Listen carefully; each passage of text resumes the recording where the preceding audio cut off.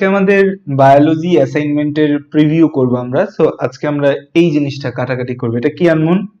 ঢেঁড়স। ঢেঁড়স কাটাকাটি করব। তো কারণ আমাদের এইচএসসি 21 এর যে অ্যাসাইনমেন্ট সেখানে দুইটা জিনিস নিয়ে কাজ করতে বলেছে, একটা ঢেঁড়স আর একটা জবা ফুল। জবা ফুল না পেলে অন্য যে কোনো ফুল নিয়ে কাজ করা যাবে। সো এই ঢেঁড়সটাকে আমাদের কাটতে বলছে।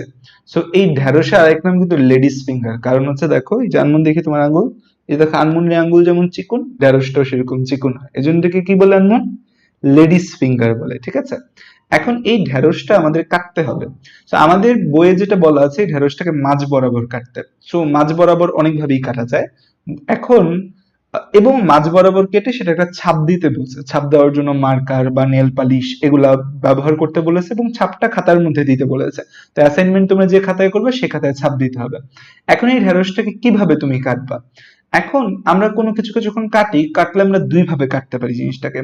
একটাকে বলা হয় লম্বচ্ছেদ আর একটাকে বলা হয় প্রস্থচ্ছেদ বলা হয়। সো লম্বচ্ছেদ মানে হচ্ছে লম্বালম্বি কাটা, প্রস্থচ্ছেদ মানে প্রস্থ বরাবর কাটা। সো এই যে ঢেঁড়সের এই জায়গাটা হচ্ছে, এটা হচ্ছে ঢেঁড়সের প্রস্থ। সো এই বরাবর যদি আমি চপিং করি তাহলে এটা প্রস্থচ্ছেদ হবে, আর এই লম্বা বরাবর যদি কাটি তাহলে সেটা লম্বচ্ছেদ হবে। তো এখন আমরা কিসের ছবি দিব, লম্বচ্ছেদের ছবি দিব না প্রস্থচ্ছেদের ছবি দিব? তো মাঝ বরাবর যেহেতু বলছে, মাঝ বরাবর কথাটা নিয়ে আমরা একটু বোঝার চেষ্টা করি। আমরা একটু দাঁড়াও। হুম, আচ্ছা আসো, আসো আমরা একটু ঢেঁড়স কাটাকাটি করি। এই যে আমার কাছে হচ্ছে ঢেঁড়স আছে, এই জায়গায় আমার এখানে হচ্ছে যে তারের একদম স্তূপ, আমার এখানে অসংখ্য তার আমার রয়েছে। So, খেয়াল করো এই যে আমাদের যে ঢেঁড়স, এই ঢেঁড়সের দিকে আসো আমরা ফোকাস করি। সেই ঢেঁড়সটাকে আমরা কয়েকভাবে কাটতে পারি। সো আনমন, ঢেঁড়স কাটছো কখনো? আচ্ছা, এই ঢেঁড়সটাকে আমরা এইভাবে কাটতে পারি। ঠিক আছে, এইভাবে ঢেঁড়সটাকে কাটতে পারি। কাটলে আমাদের এরকম একটা গঠন ঢেঁড়সের আসবে। তো এই যে গঠনটা, এই গঠনটা থেকে আমরা কি দেখতে পাচ্ছি খেয়াল করো, এই হচ্ছে যে ঢেঁড়সের যে মানে মধ্য পর্দা বা যেটাকে আমরা বলি সেপ্টা। আর এইখানে খেয়াল করো, এইখানে হচ্ছে ঢেঁড়সের অসংখ্য বীজ আছে, এখানে ঢেঁড়সের অসংখ্য বীজ আছে। সো এইটা একটা ছবি হতে পারে এবং এইটাকে বলা হয় প্রস্থচ্ছেদ বলা হয়। কিন্তু প্রস্থচ্ছেদে তুমি যে কাটলে তো তুমি একে অনেক ভাবেই কাটতে পারো, তাই না? এই যে ধরো এটা কি মাঝ বরাবর হয়েছে এমন, এটা কি মাঝামাঝি কাটা হয়েছে? কিন্তু এক পাশ হয়ে গেছে না একটু বেশি।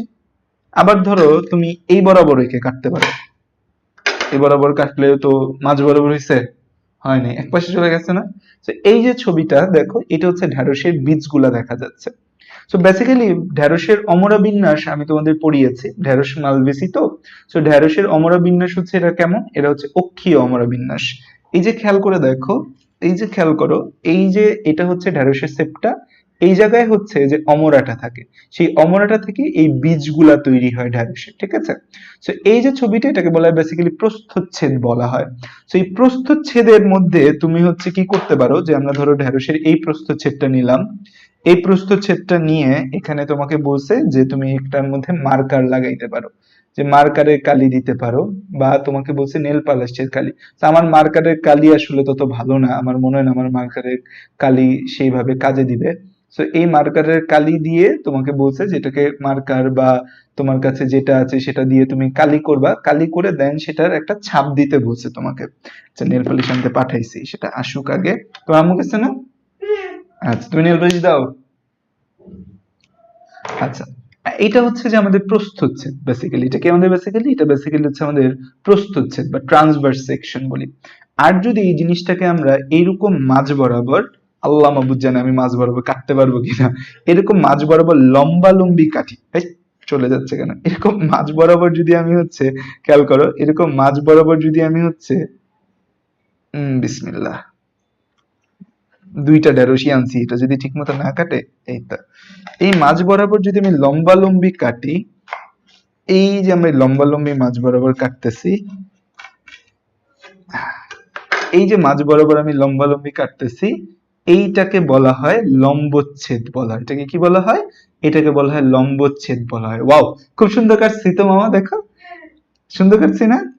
এই যে দেখো মাঝ বরাবর যদি এইভাবে কাটি, তাহলে খেয়াল করো এখানে কিন্তু খুব সুন্দর মতো ঢেঁড়সের বীজগুলা দেখা যাচ্ছে এবং একদম মাঝ বরাবর, এটা নিয়ে কেউ ডিনাই করতে পারবে না যে আমি মাঝ বরাবর কাটি নাই। তো এই যে দেখো খুব সুন্দর মাঝখানে যে অংশটা রয়েছে, আমার টুথপিকটা গেল কই, ডানমন, এই যে দেখো এই যে মাঝ বরাবর যে অংশটা আছে, এই মাঝ বরাবর এই অংশটাকে বলছি আমরা সেপ্টা। কি বলছি এটাকে বলছি সেপ্টা। এবং এইগুলো হচ্ছে ঢ্যাঁড়সের বীজ। এগুলা কি আমাদের? এগুলো হচ্ছে ঢ্যাঁড়সের বীজ। সো এই সেপ্টা এবং ঢ্যাঁড়সের বীজ, এই জিনিসগুলো আমাদের একদম স্পষ্ট ভাবে বোঝা যাচ্ছে। এবং এগুলো হচ্ছে অমরা, যে জায়গা থেকে এই ঢ্যাঁড়সের বীজগুলো তৈরি হয়েছে। উপরের এই অংশটাকে বলে পেডাঙ্কল বলা হয়, স্ফীত অংশ বলা হয়। সো এইটা হচ্ছে ঢ্যাঁড়স। ঢ্যাঁড়স কিন্তু আমাদের কোন ধরনের ফল বলতো? ঢ্যাঁড়স কিন্তু আমাদের শুষ্ক অবিদারী ফল, এবং এটাকে কিন্তু আমরা বলি ক্যাপসিউল বলি। ঢ্যাঁড়সকে কি বলা হয়? ক্যাপসিউল। সো এইভাবে কাটতে পারি একটা, এইভাবে কাটলেই এটাকে বলা হবে লম্বচ্ছেদ। আর যদি আমরা এইভাবে স্লাইস করে করে কাটি, তাহলে সেটাকে বলা হবে প্রস্থচ্ছেদ। সো তুমি লম্বচ্ছেদ বা প্রস্থচ্ছেদ যে কোনো এক ছেদ করবা, করে সেটার মধ্যে নেল পালিশ লাগায়া এখানে ছাপ দিবা, ছাপ দিয়ে বলবা। এখন দুইটাই মনে হয় আমার সঠিক হবে, বাট বেটার তুমি হচ্ছে এই লম্বচ্ছেদটা পরীক্ষার মধ্যে দাও, ঠিক আছে? সো এই ঢ্যাঁড়স নিয়ে এইটা হচ্ছে ঝামেলা। সো বুঝতে পারছো ঢ্যাঁড়সের কাটাকাটি কি। সো নেল পালিশ আসুক, আসার পর হচ্ছে যে আমরা এটাকে নেল পালিশ দিয়ে রং করব। সো আমরা নেল পালিশ পেয়ে গেছি। নেল পালিশ গুলো কার রে? আমার। নেল পালিশ দাও।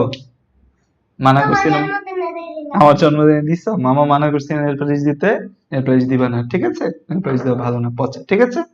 আচ্ছা, তো এই দুইটা নেল পালিশ পাইছি। তো এখন এই নেল পালিশ দিয়ে হচ্ছে রং করতে বলছে।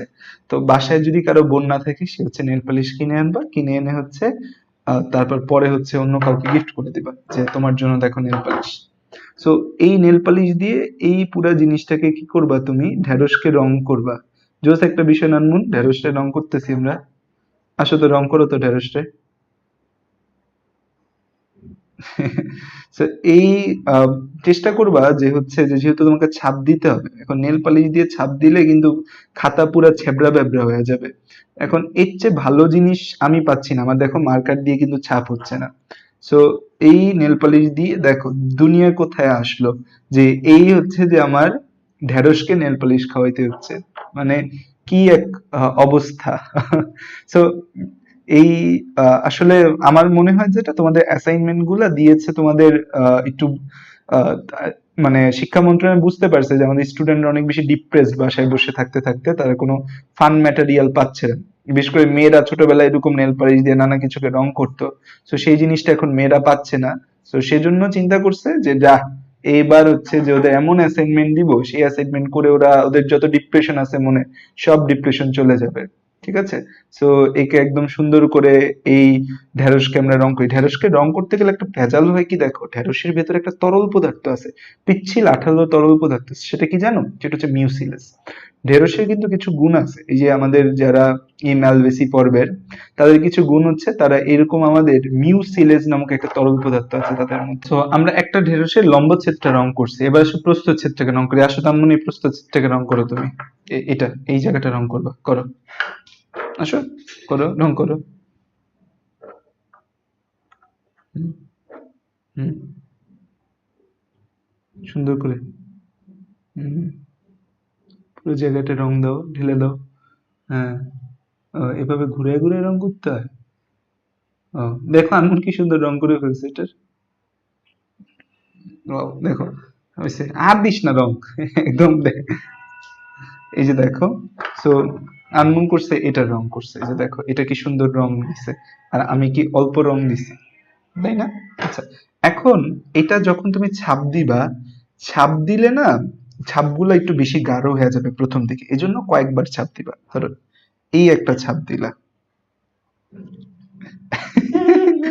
ছাপে, আমার এই ছাপে এই হচ্ছে যে দানাগুলা এই পড়ে গেছে এই জায়গায়, এই ঢেঁড়সের দানা সব এই জায়গায় পড়ে গেছে। এবং নেল পালিশ দিয়ে ছাপ আসলে ভালো হবে না, এই মার্কার কিনে আনতে হবে। এই নেল পালিশের ছাপে আমার ঢেঁড়সের দানাগুলাই পড়ে গেছে। তো আসলে এই নেল পালিশ দিয়ে ছাপ বা মার্কার দিয়ে ছাপ আমার মনে হয় না খুব ভালো কিছু হবে। তো এর চেয়ে বেটার যে হচ্ছে তোমরা পেন্সিল দিয়ে ছাপ দিবা। এই যে দেখো আমার কি আসছে, ছাপ আইছে এরকম। হে পড়িস না। না, এই ছাপ একদমই হচ্ছে যে আমাদের ভালো হচ্ছে না। আচ্ছা আমরা এক কাজ করি, এইটাকে একটু যে দেখি, এটার যে ছাপটা, এটার ছাপটা সুন্দর হবে। এটার ছাপটা দেখো, এটার ছাপটা, এই যে এটার ছাপটা কি সুন্দর হচ্ছে, এটার ছাপটা আমাদের সুন্দর হচ্ছে, বোঝা যাচ্ছে যে না কিছু একটা ছাপ দিয়েছো। কিন্তু এই ছাপগুলা কিন্তু খুব সুন্দর হবে না।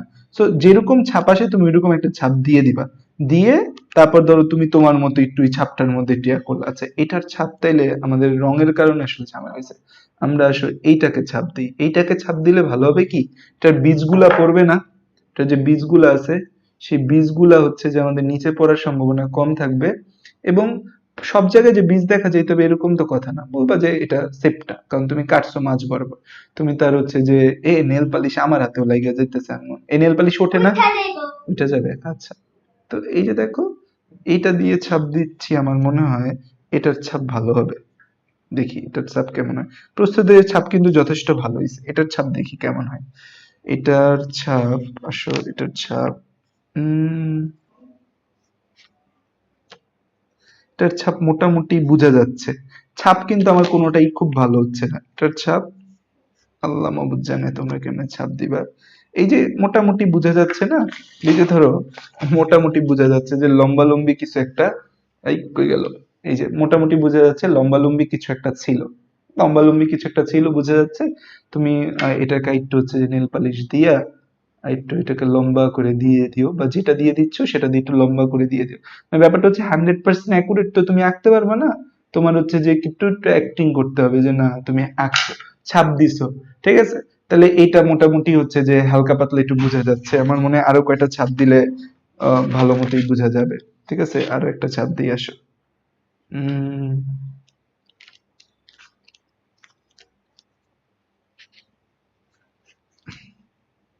তার কমতেছে, দেখো কি হেভি প্যারা, এর নেল পালিশ খাওয়াও, খাওয়ায় তারপরে এর ছাপ দাও, ছাপ দিলে নেল পালিশ দিয়ে ছাপ দিলে আবার সেটা ভালো আসবে না, মার্কার দিয়ে ছাপ দিতে পারো, বা ছাপের কয়েকবার প্র্যাকটিস করতে পারো, প্রথমেই অ্যাসাইনমেন্ট খাতায় ছাপ তুলে দিও না, প্রথমেই অ্যাসাইনমেন্ট খাতায় ছাপ তুলে দিও না। এই ছাপটা মোটামুটি আল্লাহ এ, নীল জ্যাকেট দিয়ে দেও।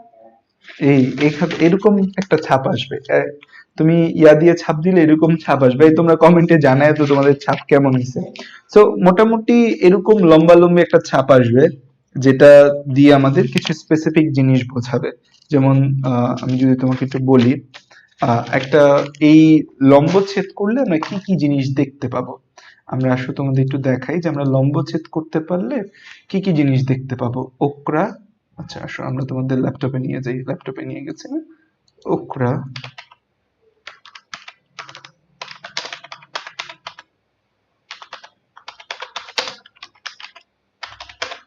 এই ওকরার লংগিটিউডিনাল, ইস বাজে গন্ধ নেল পালিশের, ওকরার লংগিটিউডিনাল সেকশন করলে ঠিক এরকম আসবে, ঠিক আছে। এখানে তো ছবি খুব ভালো আসছে, আমাদের ছবিটা তো ভালো আসে নাই।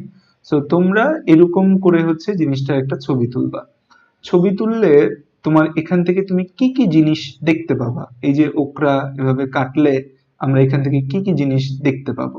এই যে দেখো দানা দানা যা দেখতে পাচ্ছ, এই যে খেয়াল করো এখানে দানা দানা তুমি যা দেখতে পাচ্ছ এগুলা তো সিড, এ নিয়ে তো কোনো প্রশ্ন নাই। সিডের পাশেই একদম প্লাসেন্টা, এই ছবিটা যদি আমরা একটু দেখাই তোমাদের, তোমরা এরকম দানা দানা ছবি দেখতে পেয়েছো, তাই তো, এরকম দানা দানা ছবি দেখতে পেয়েছো। তো এগুলো আমাদের সিট, এই সিটের পাশে যে জায়গা থেকে সিট গুলো হয়েছে সেগুলো প্লাসেন্টা, মাঝখানে এটা সেপ্টা, উপরের একদম এটা হচ্ছে ক্যালিক্স বা বৃতি থাকে, উপরের এটা কাণ্ড, যদি তোমার এরকম আসে খাতায় কাণ্ড, আর নিচের এটাকে বলে দিবা অ্যাপেক্স, এটাকে হচ্ছে যে আমাদের এই সিডের দেয়াল বলা যায়, ঠিক আছে। আমাদের হচ্ছে যে এই জায়গা হচ্ছে দেয়াল, বা আরো ভালো ছবি আমাদের হচ্ছে আম, হুম হুম, এই ইয়াতে চলে গেছে, মরিচে চলে গেছে, ঠিক আছে। সো এবং এখানে এন্ডোকার্প বলতে একটা কথা আছে, পুরা জিনিসটাকে আমাদের এই পুরা জায়গাটাকে আমরা বলি এন্ডোকার্প বলি। আচ্ছা আমি তোমাকে এখানে দেখাই, নেল পলিশের খুব বাজে গন্ধ, এই নেল পলিশ দাও কেমন হাতে। এই যে দেখো এই পুরা ফলের যে অংশটা না, এটাকে আমরা বলি এন্ডোকার্প বলি, এই বাইরের দিকের অংশটাকে বলি পেরিকার্প, যেখানে ফল আছে তাকে বলি মেসোকার্প বলি, ঠিক আছে। আর পুরা জিনিসটাকে আমরা হচ্ছে এন্ডোকার্প বলি, বাইরেরটাকে বলা হয় এপিকার্প, মাঝেরটাকে বলা হয় মেসোকার্প বলা হয়। সো এই হচ্ছে মোটামুটি ঢ্যাঁড়স, তো আমি এটা তোমাদের বোর্ডে আবার পুরো বিস্তারিত তোমাদের বোঝাচ্ছি। সো একটু কাটাকাটি করার চেষ্টা করলাম, সো আমি সাকসেসফুলি ফেইল্ড হয়েছি এই ঢ্যাঁড়স কেটে ঢ্যাঁড়সের ছাপ দিতে। তো তোমরা কি হয়েছে জানি না, তোমরা একটু জানাই দিও যে তোমাদের চাপটা হয়েছে কিনা। এই নেল পলিশের রং কিন্তু বেশিক্ষণ থাকে না, অলরেডি জিনিসটা আঠা লেগে গেছে। তো থ্যাংক ইউ। সো তোমরাও কাটাকাটি করো, কাটাকাটি করে একটু ছাপ টাপ দাও, এবং ছাপ হয়তো অ্যাকুরেটলি তোমার হবে না, তো তুমি কি করবা, যেটা দিয়ে ছাপ দিয়েছো সেটা দিয়ে আর একটু অ্যাকুরেটলি ছবিটা এঁকে দিবে, তাইলেই হবে। Thank you. স্যার আমাকে একটু দেখায় নি। সো আসসালামু আলাইকুম সকলকে।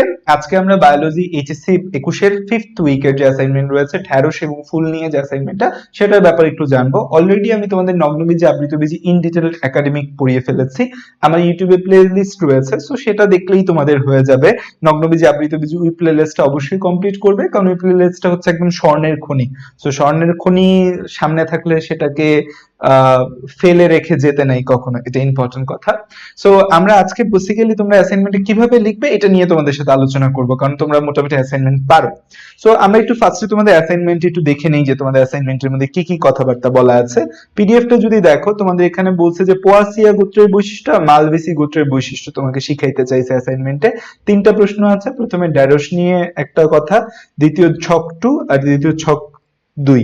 বেসিক্যালি তুমি তোমার অ্যাসাইনমেন্টের খাতার প্রথমে এই ছকটা তুলে ফেলবা, এই নিচের অংশ না। খেয়াল করো, নিচের অংশে কিন্তু বলা আছে মূল অ্যাসাইনমেন্টের নিচে তালিকা ওঠানোর প্রয়োজন নেই, এটা তোলা যাবে না। জাস্ট এই ছকটা তুমি অ্যাসাইনমেন্ট খাতায় তুলবা, তুলে এই ছকটা তুমি কমপ্লিট করবা, কমপ্লিট করে তারপর তুমি ব্যাখ্যা লিখবা। তোমার যদি মন চায় ব্যাখ্যা লিখতে, তোমাদের স্কুল কলেজ থেকে বলে, বাট এই ছকটা তোমার কমপ্লিট করতে হবে, ঠিক আছে? এই ছকটা তোমার কমপ্লিট করতে হবে। এখন এখানে তোমাকে বলে দিছে ঢ্যাঁড়সের ছাপ দিতে বলছে, লেবেল সহ, দেন শনাক্তকরণ ও ব্যাখ্যা তোমার কাছে চেয়েছে। এখানে যদি প্রশ্ন দেখো, তোমাকে কি বলছে, যে তুমি একটা ঢ্যাঁড়স নিবা। 2 নম্বর প্রশ্ন খেয়াল করে দেখো, একটা ঢ্যাঁড়স নিতে বলছে, ঢ্যাঁড়স নিয়ে একটা ধারালো চাকু বা ছুরির সাহায্যে এর মাঝ বরাবর কাটতে হবে। কাটা অংশে তুমি কাপড়ের রং দিতে পারো, নেল পালিশ দিতে পারো, কলম বা সাইন পেন, জল রং, পোস্টার কালার, এমন কোন জিনিস দিতে পারো, দিয়ে হচ্ছে যে তুমি একটা বা দুইটা ছাপ দিবা। প্রথমে ছাপটা শনাক্তকরণ, এটাকে অঙ্গস্থানিক ভাষায় কি বলা হয়? ছাপটার বিভিন্ন অংশে লেবেলিং, শনাক্তকরণের যৌক্তিক ব্যাখ্যা 30 থেকে 50 শব্দে, এই 3টা কাজ তোমাকে করতে বলছে, ঠিক আছে? সো আসো আমরা প্রথমে এই ঢ্যাঁড়স নিয়ে কথাবার্তা বলি। ঢ্যাঁড়স আমাদের কি করতে হবে, খেয়াল করো। ঢ্যাঁড়স যে আমাদের রয়েছে, এই ঢ্যাঁড়সটা আমাদের বেসিক্যালি দেখতে এরকম হয়, ঢ্যাঁড়স দেখতে না এরকম চিকুন চাকুন হয়। ঢ্যাঁড়সকে বেসিক্যালি বলা হয় লেডিস ফিঙ্গার বলা হয়, মেয়েদের আঙ্গুলের মতো চিকুন চাকুন, এই জন্য ঢ্যাঁড়সকে বলা হয় লেডিস ফিঙ্গার। ঢ্যাঁড়সের ইংরেজি হচ্ছে ওকরা, হিন্দি ভাষায় কে বলে ভিন্ডি বলে, ভিন্ডি। ভিন্ডি মোস্ট প্রবাবলি হিন্দি ভাষা, বাংলাদেশে অনেক অঞ্চলে ভিন্ডি বলে। তো এই ঢ্যাঁড়সটাকে মাঝ বরাবর কাটতে বলছে। ঢ্যাঁড়সটাকে কোন বরাবর কাটতে বলছে? মাঝ বরাবর কাটতে বলছে। এখন কোনো কিছুকে যখন কাটতে বলবে, জিনিসটা 2 ভাবে কাটা যায়। যে কোনো কিছু যদি তোমাকে কাটতে বলে, জিনিসটা তুমি 2 ভাবে কাটতে পারো। ধরো এরকম লম্বা একটা জিনিস, এই লম্বা জিনিসটাকে তুমি 2 ভাবে কাটতে পারো। ধরো এই লম্বা জিনিসটাকে তুমি কি কি ভাবে কাটতে পারো? একটা হচ্ছে এইরকম কাটতে পারো, এটাকে বলা হয় ট্রান্সভার্স সেকশন। এটাকে কি বলা হয়? এটাকে বলা হয় ট্রান্সভার্স সেকশন, বা জিনিসটাকে আমরা বলি প্রস্থচ্ছেদ। ট্রান্সভার্স সেকশন বা এটাকে বলা হয় প্রস্থচ্ছেদ। আর জিনিসটাকে তুমি এরকম লম্বা লম্বি কাটতে পারো, এটাকে বলা হয় লংগিচুডিনাল সেকশন। লংগিচুডিনাল সেকশন, বা এটাকে আমরা বলি হচ্ছে লম্বচ্ছেদ। সো এরকম 2 ভাবে তুমি বেসিক্যালি যে কোনো কিছুকে কাটতে পারো। এখন ঢেঁড়সটা তুমি কেমনে কাটবা? তুমি কি লংগিচুডিনাল সেকশন করবা নাকি তুমি ট্রান্সভার্স সেকশন করবা? দেখো আমি ঢেঁড়সটাকে 2 ভাবেই কাটছি, 2 ভাবে কেটেই হচ্ছে যে আমি এক্সপেরিমেন্ট করেছি। সো বেসিক্যালি এই ঢেঁড়সটাকে তুমি যদি এইভাবে কাটো, দ্যাট মিন্স ট্রান্সভার্স সেকশনের মাঝ বরাবর কাটো, তাইলেও তুমি কাটতে পারো, কেটে ছাপ দিতে পারো। আবার যদি তুমি ঢেঁড়সটাকে এরকম ভাবে কাটো, এই লম্বা লম্বি মাঝ বরাবর কাটো, কাটলে এরকম 2টা অংশ পাবা। সো তুমি এভাবেও কাটতে পারো। সো 2 ভাবে দিলেই আমার মনে হয় যে তোমার ভুল হবে না। কিন্তু কথা হইছে মাঝ বরাবর কাটতে বলছে, তোমাকে কিন্তু বলে নাই ঢেঁড়স তুমি যে কোনো ভাবে কেটে ছাপ দাও। সো মাঝ বরাবর কাটতে যেহেতু বলছে, সো এইভাবে কাটলে, এই যে আমরা লম্বচ্ছেদ যদি করি, লম্বচ্ছেদ করলে 2টা আলাদা আলাদা অংশ আসতেছে। সো এটা একদম 100% মাঝ বরাবর, এই নিয়ে আসলে কোনো এক্সট্রা কথা বলার কিছু নেই যে মাঝ বরাবর হয় নাই বা কিছু নেই, এটা একদম মাঝ বরাবর। এবং এখানে প্রাণীটা বেসিক্যালি হচ্ছে 2 ভাগে ভাগ হয়েছে, উদ্ভিদটা 2 ভাগে ভাগ হয়েছে।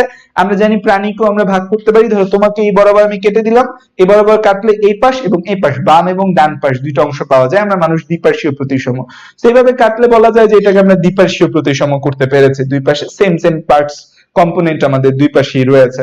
সো এভাবে কাটার ফলে, আর এইভাবে যদি আমরা কাটি, ধরো এইভাবে ঢেঁড়সটা যদি আমরা কাটি, এইভাবে ঢেঁড়সটা কাটলে ধরো এখানে আমি যে কোনো জায়গায় স্লাইস করতে পারি।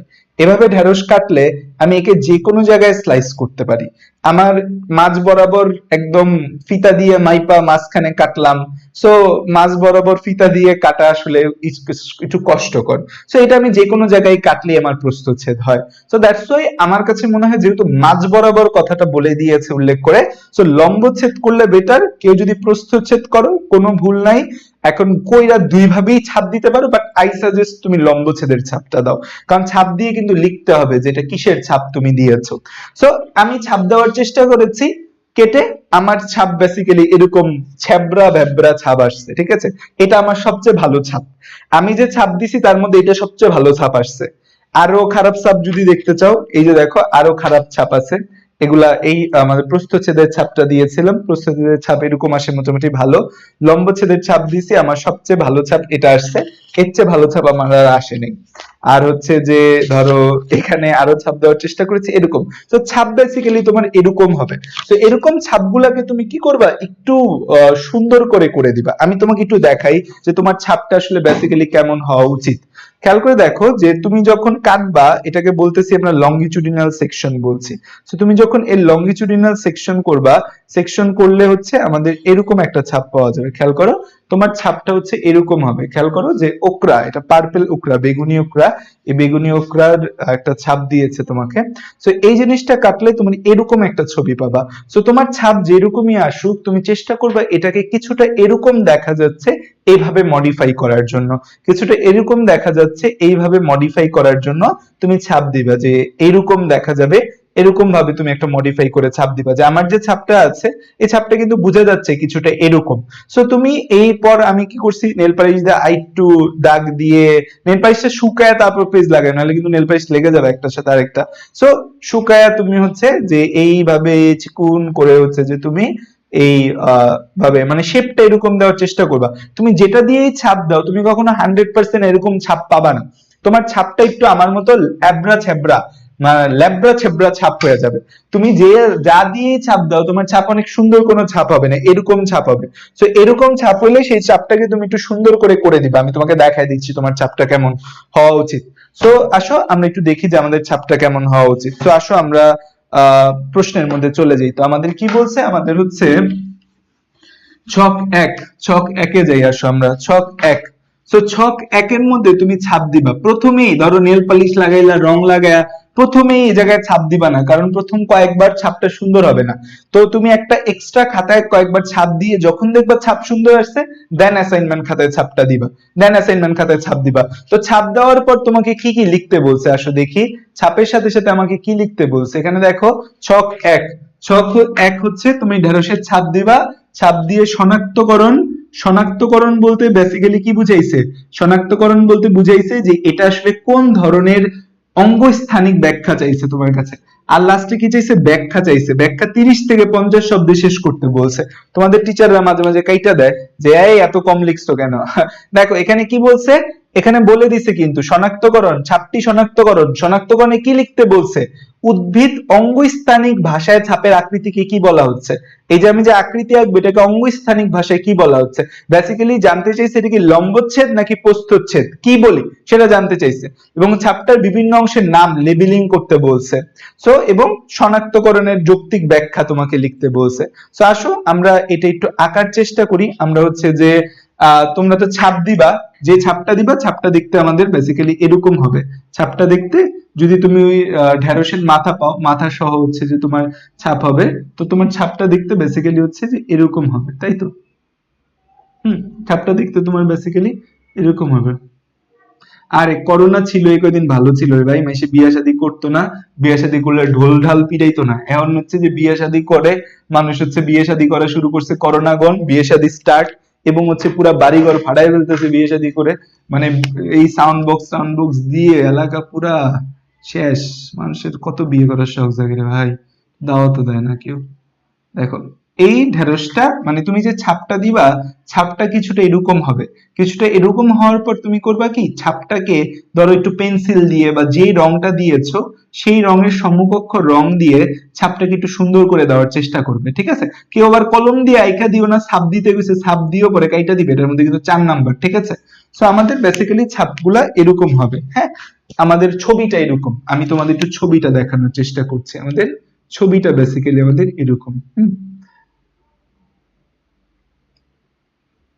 আমি তোমাদের ঢেঁড়সটা আবার দেখাবো, এই ছবিটা আঁকার পর ঢেঁড়সটা আবার দেখাইলে তুমি বিষয়টা ক্লিয়ার হবে, ছবিটা কি জিনিসটা আসলে কি। খেয়াল করো, তো এই যে ঢেঁড়স আমাদের এই রয়েছে, এই ঢেঁড়সের কোন অংশকে কি বলি? এই যে দেখতে পাচ্ছ শনাক্তকরণ, বলবা এটা হচ্ছে ঢেঁড়সের লম্বচ্ছেদ। কি বলবো? এটা ঢেঁড়সের লম্বচ্ছেদ। ঢেঁড়সকে তুমি কাটছো, ঢেঁড়স হচ্ছে এটা লম্বচ্ছেদ। কি দেখা যাচ্ছে? লেভেলিং করতে বলছে, কিন্তু এগুলো হচ্ছে আমাদের বীজ। এগুলা কি আমাদের বীজ?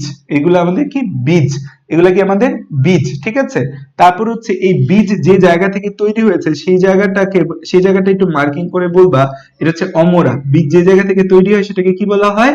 অমরা বলা হয়। মাঝখানের এটাকে বলা হয়, লিখে দিবে ইংরেজিতে, এটা হচ্ছে সেপ্টা বা পর্দা। এটা কি? সেপ্টা বা পর্দা। এটা সেপ্টা বা পর্দা। এরপর হচ্ছে এই যে পুরো জায়গাটা, এই যে বাইরের দিকে যে ত্বকটা, বাইরের দিকের ত্বকটাকে বলা হয় পেরিকার্প বলা হয়। পেরিকার্প, ইংরেজিতেই লেখা দাও, কোনো সমস্যা নেই, পেরিকার্প। মাঝে যে জায়গাটা আছে, মাঝের জায়গাটাকে বলা হয় মেসোকার্প বলা হয়। পেরিকার্প, মাঝের জায়গাটাকে কি বলা হয়? মেসোকার্প বলা হয়। মাঝের জায়গাটাকে কি বলে? মেসোকার্প বলা হয়। আর বীজ যে জায়গাটায় থাকে, বীজ যে জায়গাটায় থাকে এটাকে বলে এন্ডোকার্প বলা হয়। এই যে ফলত্বক, ফলত্বককে 3টা ভাগে ভাগ করে, পেরি, মেসো, এন্ডোকার্প, ঠিক আছে? এন্ডোকার্প। এই যে আমাদের ফলত্বক আছে, এই ফলত্বককে, ফলত্বক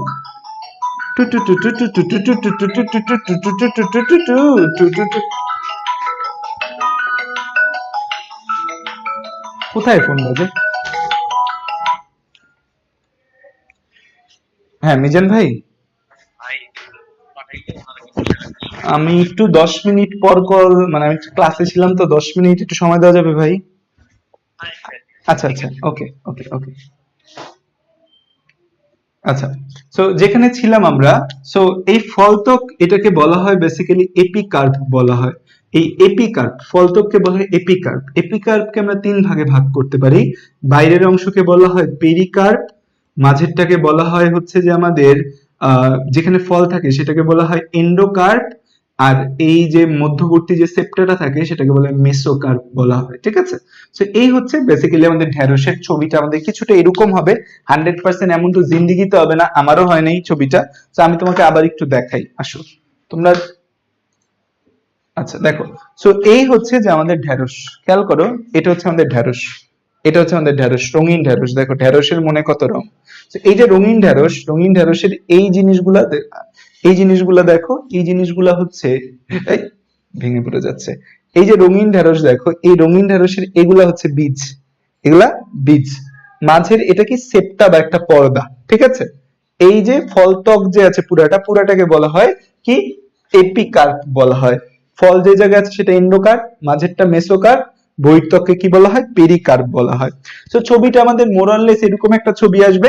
ছবিটাকে তুমি একটু সংশোধন করবা, একটু সংশোধন করে এরকম করার চেষ্টা করবা, করে দেন তুমি এই জিনিসগুলা মার্কিং করে দিবা, এনাফ, ঠিক আছে?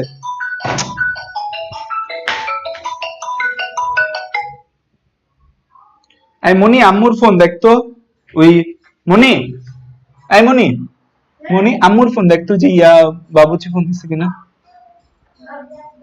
ফোনটা নেই, রাখ রাখ।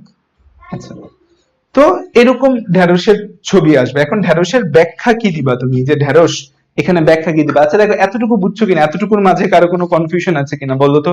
এতটুকুর মাঝে কারো কোনো কনফিউশন থাকলে একটু কমেন্টে জানো।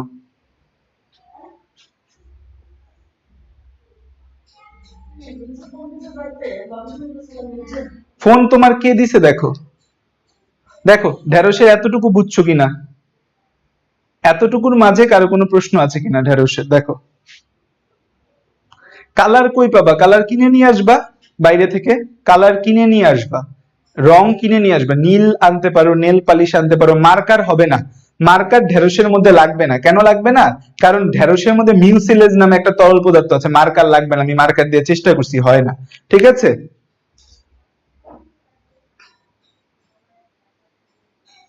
আচ্ছা আচ্ছা, এখন আসো যে এখানে তুমি কি ব্যাখ্যা লিখবা। ব্যাখ্যার মধ্যে 1 নম্বর ব্যাখ্যা লিখতে পারো, যে পয়েন্ট দিয়ে লিখতে পারো যে ঢেঁড়সের যে ত্বক আছে, ঢেঁড়সের ত্বক ঢেঁড়সের ত্বক কি লিখতে পারো, এই যে ঢেঁড়সের ত্বক যে আছে এটা তুমি তোমার মতো ব্যাখ্যা লিখো। ঢেঁড়সের ত্বক, এই যে দেখো ছুঁয়ে দেখবা যখন ঢেঁড়স দেখবা ঢেঁড়সের ত্বকটা হচ্ছে রোমশ। ঠিক আছে, ঢেঁড়সের ত্বকটা কেমন, ঢেঁড়সের ত্বক হচ্ছে রোমশ। এই যে ঢেঁড়স যে আছে, এই ঢেঁড়সের ফল হচ্ছে শুষ্ক অবিদারী। এটা ভাইয়া কিন্তু ফলের উপর আলাদা একটা লেকচার আছে, ভাইয়ার কিন্তু ফলের উপর একটা আলাদা লেকচার আছে, দেখছো কিনা তোমরা জানি না। নগ্নবীজে আবৃতবীজে কিন্তু ভাইয়া পুরোটা পড়েছি। শুষ্ক অবিদারী এবং হচ্ছে তাদের এই ফলটাকে বলে ক্যাপসিউল বলি। ঢেঁড়স যে ফল, সেই ফলকে আমরা কি বলি, ক্যাপসিউল।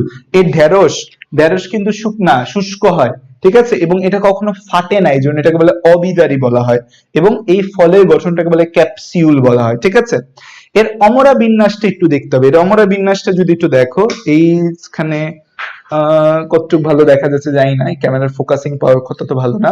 এখানে দেখো যে আমাদের ঢেঁড়সটা বেসিক্যালি এরকম, ঢেঁড়সটা যদি প্রস্থচ্ছেদ করি, প্রস্থচ্ছেদটা এরকম আসে। এই প্রস্থচ্ছেদে আমাদের এরকম ধরো হচ্ছে প্রস্থচ্ছেদের মধ্যে 1 2 3 4 5 5টা ঘর আছে। এই প্রতিটা ঘর থেকে আমাদের হচ্ছে একটা করে, ধরো 5টা ঘর, প্রতিটা ঘর থেকে একটা করে বীজ তৈরি হয়, প্রতিটা ঘর থেকে একটা করে বীজ তৈরি হয়। এই ধরনের অমরা বিন্যাসকে আমরা কি বলি বলতো, এই ধরনের অমরা বিন্যাস যে আছে, এই কেন্দ্র থেকে আমাদের বীজ তৈরি হচ্ছে, এই ধরনের অমরা বিন্যাসকে কি বলি। দেখো, কেন্দ্র থেকে বীজ তৈরি হচ্ছে, এরকম অমরা বিন্যাস আমাদের 2টা আছে। কেন্দ্র থেকে বীজ তৈরি হচ্ছে, কেন্দ্র থেকে বীজ তৈরি, এরকম অমরা বিন্যাস যখন আমরা দেখব, তৈরির অমরা বিন্যাস আমরা 2টা দেখতে পাবো। একটা যদি দেখতে পাই প্রকোষ্ঠ আছে, আরেকটা যদি দেখতে পাই প্রকোষ্ঠ নাই। প্রকোষ্ঠযুক্ত আর প্রকোষ্ঠহীন যদি দেখতে পাই, যে আমরা এখানে প্রকোষ্ঠ আছে, আরেকটা দেখলাম প্রকোষ্ঠহীন, 2টা 2 রকম হবে। প্রকোষ্ঠ যদি থাকে তখন সেটাকে বলবো আমরা অক্ষীয় বলবো। এই যে যেমন দেখো এখানে কি 5টা প্রকোষ্ঠে ভাগ করেছে। এই যে ছবিটা যদি দেখো, এই যে দেখো 1 2 3 4 5, হ্যাঁ তোমরা যখন ঢেঁড়স নিয়ে কাজ করবা এবার 5টা এরকম দেখো 5টা প্রকোষ্ঠে ভাগ করা আছে। সো প্রকোষ্ঠ যদি থাকে তাহলে অক্ষীয়। আর প্রকোষ্ঠহীন যদি হয়, যে আমাদের এই কেন্দ্র থেকে তৈরি হচ্ছে বাট এখানে কোনো ভাগ নাই, এই কেন্দ্র থেকে তৈরি হচ্ছে বাট এখানে কোনো আমাদের প্রকোষ্ঠ নাই, তখন সেটাকে বলা হবে ফ্রি সেন্ট্রাল। ফ্রি সেন্ট্রাল, যে সেন্ট্রালটা ফ্রি সেন্ট্রাল, বা এটাকে আমরা বলি মুক্ত মধ্যীয়। এটার উদাহরণ কি কি জানো, তুত আছে, দেন নুনিয়া শাক আছে, তুত নুনিয়া শাক, এগুলো হচ্ছে যে আমাদের এই ফ্রি সেন্ট্রালের মধ্যে পড়ে। ফ্রি সেন্ট্রালের মধ্যে কারা কারা পড়ে, আমাদের তুত নুনিয়া শাক, এরা ফ্রি সেন্ট্রালের মধ্যে পড়ে। আর এই অক্ষীয় কারা, এই ম্যালবেসি পর্বের যারা আমাদের রয়েছে, ম্যালবিসিয়া পর্বের যারা রয়েছে, তারা এই অক্ষীয়র মধ্যে পড়ছে। ঠিক আছে, সো এইটা তাহলে তুমি এই কথাটা লিখা দিলা, যে অমরা বিন্যাসটা তুমি দেখতে পাচ্ছ, অমরা বিন্যাস তুমি লেখা দিলা, যে অমরা বিন্যাস হচ্ছে অক্ষীয়, অক্ষীয়র পাশে লেখা দিলা অক্ষীয়, কারণ কেন্দ্র থেকে বীজ তৈরি হয়, ও বহু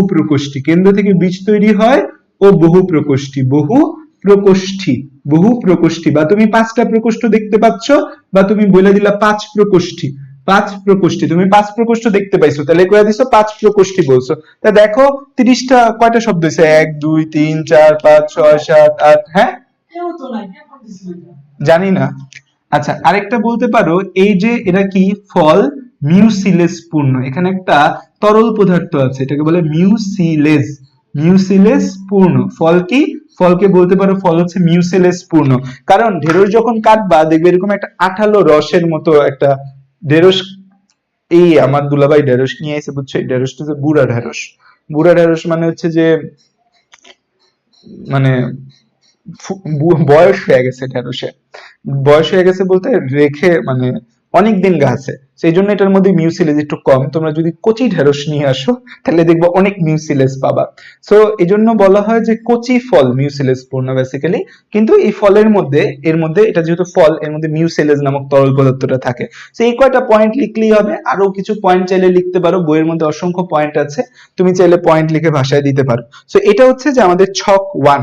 ছক 1 এ এই ছবিটা আঁকবা না, এই ছবিটা কিন্তু ছাপ দিবা। আবারও বলতেছি এই ছবি কিন্তু আঁকো না, ভাই আঁকছি দেখে তোমরা কিন্তু ছবি আঁকো না, এই ছবিটা ছাপ দিবা, ছাপ দিয়ে এই জিনিসগুলা লিখবা, এটা বলবা যে এটা ঢেঁড়সের লম্বচ্ছেদ, তারপর এখানে আমি 4টা পয়েন্ট লিখছি, তুমি আরো কিছু পয়েন্ট চাইলে লিখে দিতে পারো। সো এই পয়েন্ট গুলা তুমি দিবা, তাইলেই হবে, ঠিক আছে? এতটুকু। তাহলে এটা হচ্ছে যে তোমার এতটুকু যদি তুমি করতে পারো তাইলে তুমি হচ্ছে মোটামুটি 4 নাম্বার পেয়ে যাবা। এখন আমি জানি না এই নাম্বার দিয়ে কি হবে এইচএসসি পরীক্ষা হইলে, এই নাম্বার দিয়ে আমরা কি করব। সো এইটা হচ্ছে যে ঢেঁড়স। তো ঢেঁড়স রিলেটেড আর কারো কোনো যদি প্রশ্ন থাকে কমেন্টে জানাইতে পারো, তাহলে আমরা হচ্ছে ছক 2 আর ছক 3 তে চলে যাব। ঢেঁড়স রিলেটেড কারো কোনো প্রশ্ন থাকলে জানো।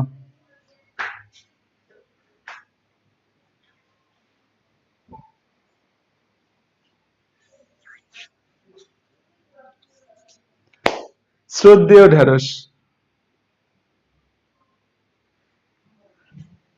আচ্ছা, ঢেঁড়স আমি কিভাবে, আমি তো ঢেঁড়স গুলাকে নেল পালিশ মাখাইছি, আমার আনমুনকে দিয়ে আমি নেল পালিশ আনাইছি। এটা নিয়ে আলাদা একটা ভিডিও আছে ঢেঁড়স কাটাকাটি নিয়ে। আহ আচ্ছা, লাল রঙে প্রবলেম হবে না তো? লাল রঙে প্রবলেম হলে টিচারকে দেখো, তোমার টিচারকে নেল পালিশ গিফট করে দিবা, তোমরা যে নেল পালিশ দিয়ে রং করবা সেটাকে হচ্ছে যে গিফট করে দিবা সাথে টিচারকে। শোনো, ছাপ কি দিয়ে দিবা, দেখো তোমাদের বলা আছে এই জায়গায় তুমি অনেক কিছু দিতে পারো, নেল পালিশ দিতে পারো, রং দিতে পারো, মার্কারের রং দিতে পারো, যে কোনো কিছু একটা রং দিবা, রং দিয়ে জাস্ট এখানে একটা ছাপ লাগাই দিবা, ছাপ যেমন আসে ওইরকমই ছাপটাকে একটু জাস্ট সুগঠিত করবা, এতটুকুই। লেবেলিং কি ইংরেজিতে করবা না বাংলায় করবা? লেবেলিং বাংলা ইংরেজি, এখানে এই পেরিকার্প এন্ডোকার্প এগুলার কোনো বাংলা নেই, সেগুলার বাংলা কি জানি না। এগুলাকে বলতে পারো বহির্ত্বক, মধ্যত্বক, অন্তত্বক, এটা বলতে পারো। এটাকে বলতে পারো বহির্ত্বক, এটাকে বলতে পারো মধ্যত্বক, এটাকে বলতে পারো অন্তত্বক, এভাবে নামকরণ করতে পারো। যে কোনো কালার দিলেই হবে, যে কোনো কালার দিলেই হবে, ঠিক আছে? যে কোনো কালার দিলেই তোমার এ জায়গায় হবে। লাল কালার, নীল কালার কোনো ব্যাপার নেই, এখানে তোমাকে ছাপ দিতে বলেছে, ছাপের ক্ষেত্রে কোনো কালার নিয়ে কোনো সমস্যা নেই, ঠিক আছে? ছাপের মধ্যে কালার নিয়ে কোনো সমস্যা নাই, ছাপের মধ্যে কালার নিয়ে কোনো সমস্যা নেই, কিন্তু তুমি ছাপ দিচ্ছ, এখানে কালো কালির ছাপ দিতে হবে এরকম কোনো কথা নেই, ছাপ তুমি যে কোনো কালার দিয়ে করতে পারবা। আর একটা রব উঠছিল না, নীল কালি দিয়ে লিখলে অ্যাসাইনমেন্ট বাতিল, এমন কিন্তু কোনো নির্দেশনা মন্ত্রণালয় থেকে আসেনি, এটা দুই একটা কলেজ বলেছে জাস্ট, ঠিক আছে?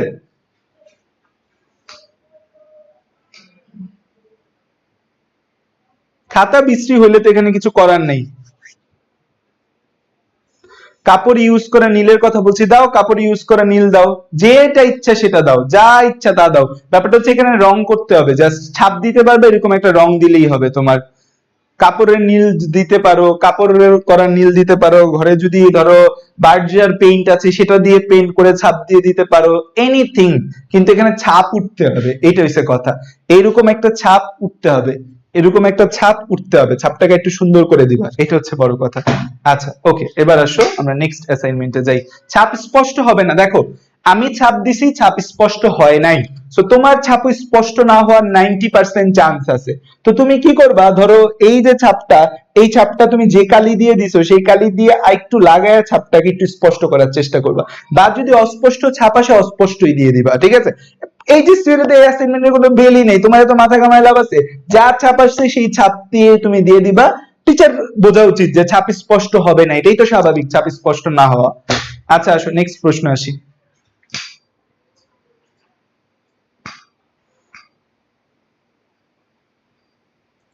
আসো নেক্সট প্রশ্ন আমাদের যেটা বলছে, খেয়াল করো নেক্সট প্রশ্ন আমাদের কি বলছে, যে মালবেসি বা পোয়াসিয়া গোত্রের যে কোনো একটা ফুল নাও, যদি না পাও তাহলে যা ফুল পাও সেটাই নিবা, নিয়ে ফুলের উপবৃত্তি, বৃত্তি, দল, পুংস্তবক, স্ত্রীস্তবক, স্তবক সমূহ, সংযুক্তি, লিঙ্গ, অমরা বিন্যাস, এই তথ্যগুলা ছক 2 তে তুলতে হবে, ঠিক আছে?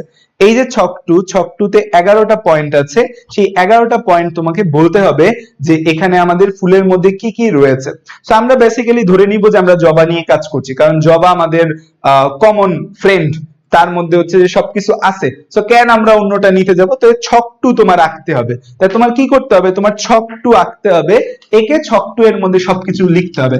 এখন দেখো এই যে জবা আছে, জবার জবা ধরে নিবা তুমি, জবা, জবার 11টা পয়েন্ট তোমাকে লিখতে বলছে, এবং ওই 11টা পয়েন্ট লেখার পর পুষ্প সংকেত লিখতে বলছে, নট পুষ্প প্রতীক। কিন্তু আমি তো একটু দুষ্ট মানুষ, আমি তোমাকে আগে পুষ্প প্রতীকই শিখাবো, কারণ আমার কাছে পুষ্প প্রতীক মনে হয় যে পুষ্প প্রতীক পারলে পুষ্প সংকেত পারা যায়। জবার পুষ্প প্রতীক আমরা একটু শিখি, দেন আমরা ছক টুতে যাবো। তো জবা হচ্ছে যে একদম ভালো বাচ্চা, উপরে একটা হচ্ছে অক্ষ থাকে, যে অক্ষের সাপেক্ষে আমরা হচ্ছে এই পুষ্প প্রতীক আঁকি। সো জবার মধ্যে আমরা জবার মধ্যে আমরা বেসিক্যালি ফার্স্টে কি পাবো? জবার মধ্যে বেসিক্যালি আমরা ফার্স্টে 5টা উপবৃত্তি পাবো। এই উপবৃত্তিগুলো একজন আরেকজনকে টাচ করবে না, এজন্য এই উপবৃত্তিগুলোর গঠনকে আমরা কি বলবো? এজন্য এই উপবৃত্তিগুলোর গঠনকে আমরা বলবো হচ্ছে, এই উপবৃত্তিগুলো হচ্ছে আমাদের মুক্ত অ্যাস্টিভেশন। অ্যাস্টিভেশন মানে পুষ্পপত্র বিন্যাস, পুষ্পের পাতাগুলা কিভাবে আছে সেটাকে বলা হয় পুষ্পপত্র বিন্যাস। তো এই যে অ্যাস্টিভেশন, এটাকে বলা হবে কি? এটা হচ্ছে উপবৃত্তি। জবার উপবৃত্তি রয়েছে, ধরে নাও তুমি জবা ফুল আমি পাঠাইছিলাম, জবা ফুল নাই আমাদের এখানে, পাশে বাড়ির পাশে মন্দির আছে, এখানেও জবা ফুল নাই, অনেক দূরে যাইতে হবে জবা ফুল আনতে, কে এত কষ্ট করবে? তো হচ্ছে এই উপবৃত্তি, উপবৃত্তির অ্যাস্টিভেশন কি? উপবৃত্তির অ্যাস্টিভেশন দেখো মুক্ত বা ওপেন। তারপর এই উপবৃত্তির পর থাকে হচ্ছে বৃত্তি। বৃত্তিগুলো চিন্তা করে যে আমার উপবৃত্তি ভাই সে কাউরে টাচ করলো না, 5জন বন্ধু একভাবে আছে, থাক আমি টাচ করি, বাট বেশি টাচ করলে আবার বাসায় আম্মু বকা দিবে যে ফ্রেন্ডদের সাথে কেন আমরা, ছেলে ফ্রেন্ড এত কেন হচ্ছে যে আমরা দুষ্টামি করতেছি, আসো আমরা একটু হাত ধরি। সো এই পরের গুলা কি করে? এরা হচ্ছে যে একজন আরেকজনকে টাচ করে, কি টাচ করে? শুধু হাত টাচ করে। সো এই যে এদের অ্যাস্টিভেশন, এদের অ্যাস্টিভেশন কে বলি আমরা প্রান্ত স্পর্শী অ্যাস্টিভেশন। কি বলি এদের অ্যাস্টিভেশন কে? প্রান্ত স্পর্শী অ্যাস্টিভেশন বলি। সো এটা কি আমাদের? এটা হচ্ছে বৃত্তি। বৃত্তির অ্যাস্টিভেশন কি? প্রান্ত স্পর্শী অ্যাস্টিভেশন। তারপর পাপড়িগুলা চিন্তা করে, ধুর এরা হাতই ধরে না, এরা এরা কাছে আসেন, এরা হাত ধরছে, আমরা পেঁচায় পেঁচায় থাকবো। সো এর পরের যে পাপড়িগুলা তারা পেঁচিয়ে পেঁচিয়ে থাকে, কিভাবে? এই পাপড়ির এক প্রান্ত ভেতরে আরেক প্রান্তে বাইরে থাকে। ধরো এই প্রান্তটাকে ভেতরে ঢুকায় দিলাম, এই প্রান্তটা ভেতরে, তাহলে এই প্রান্তটা কই থাকবে? বাইরে থাকবে।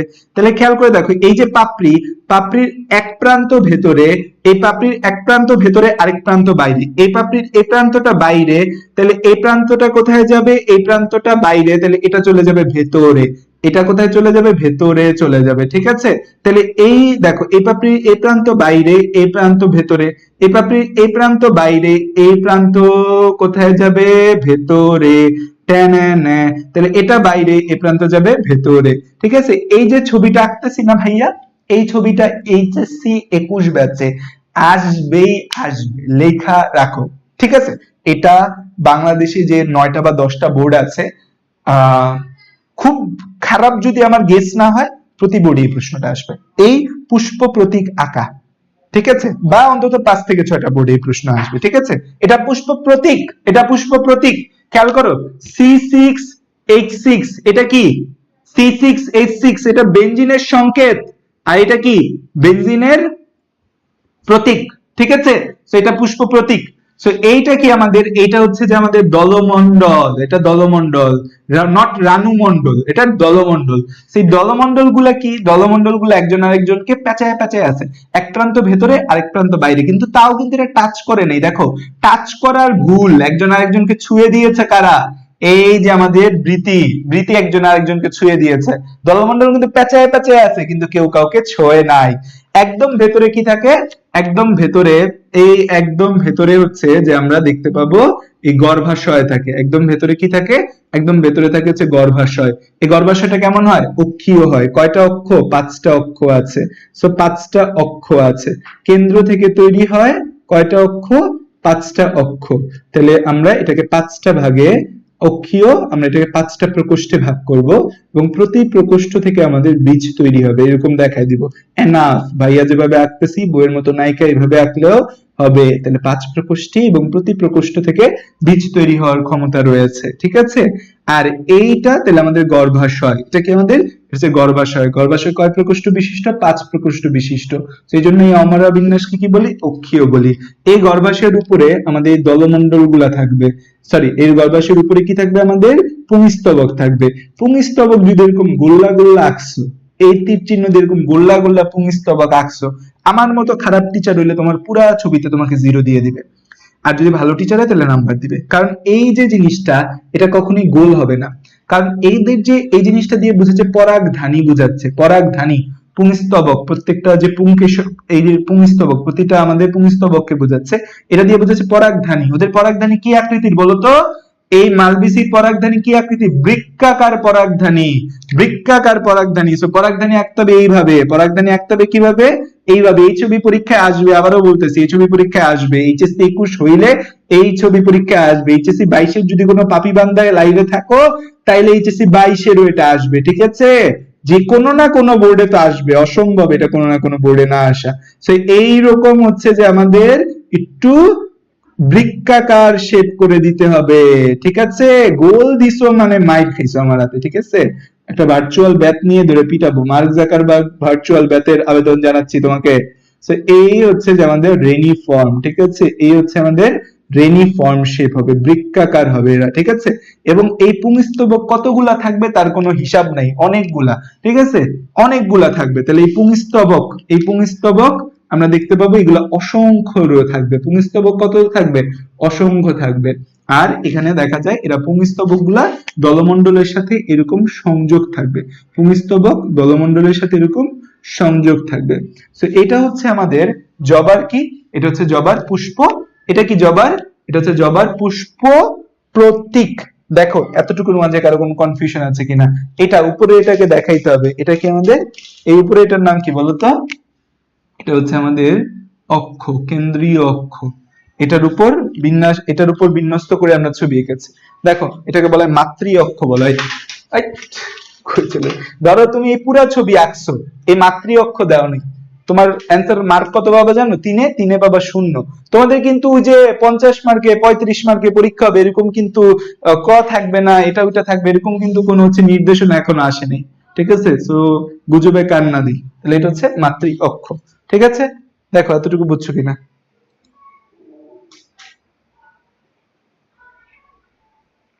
না না, পুষ্প প্রতীক আঁকবা না, এটা জাস্ট তোমাকে শিখাইলাম আমি। পুষ্প প্রতীক আঁকবা না, এটা জাস্ট শিখাইলাম কারণ তোমার এইচএসসি তে আসবে। পুষ্প প্রতীক আঁকবা না, এটা তোমাকে আমি শিখাইছি কারণ তোমার এটা এইচএসসি তে আসবে, এটা তোমার অ্যাসাইনমেন্টে নাই। এটা আমি তোমায় শিখাইলাম কারণ এইচএসসি তে আসবে, এবং অ্যাসাইনমেন্টের নেক্সট যে প্রশ্নগুলো আমরা পড়বো সেই প্রশ্নগুলোর জন্য এটা লাগবে। এটা এইচএসসি তে আসবে, এইচএসসি 21 ব্যাচ আসবে আসবে আসবে যদি এইচএসসি হয়, ঠিক আছে? আবারও বলতেছি।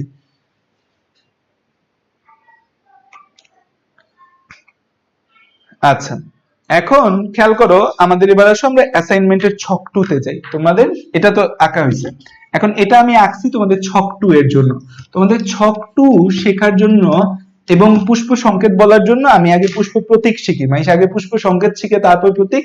আর আমি উল্টা, আমি আগে হচ্ছে পুষ্প প্রতীক শিখবো তারপর হচ্ছে পুষ্প সংকেত। আসো ছক 2। ছক 2 এ আমার কাছে 11টা তথ্য চাইছে, ঠিক আছে? 1 নাম্বার কথা বলছে প্রতিসম, প্রতিসম, প্রতিসাম্য। তো জবা ফুল হচ্ছে যে আমাদের মহান, তাকে তুমি যেমনি ইচ্ছা তেমনি কাটতে পারবা। বহু প্রতিসম, জবা কি? বহু প্রতিসম। জবা বহু প্রতিসম। জবাকে তুমি যেভাবে কাটো সমান সমান অংশ আসবে। বহু প্রতিসাম্য। জবা কি আমাদের? জবা হচ্ছে আমাদের বহু প্রতিসাম্য। জবা আমাদের কি? জবা হচ্ছে যে আমাদের বহু প্রতিসাম্য। তো তোমাদের বইয়ের মধ্যে যেটা দেওয়া আছে, মানে তোমাদের এখানে প্রতিসাম্যের এখানে বলা আছে অপ্রতিসম, দ্বিপার্শ্বীয় প্রতিসম, দ্বিঅরীয়, অরীয়, সর্পিল।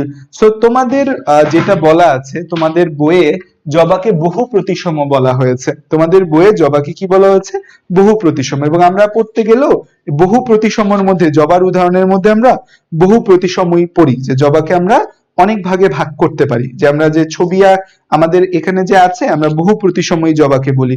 বাট তোমাদের এখানে বলা আছে কি দেখো, তোমাদের এখানে বহু প্রতিসম শব্দটা নাই, তোমাদের এখানে বহু প্রতিসম কথাটাই নাই।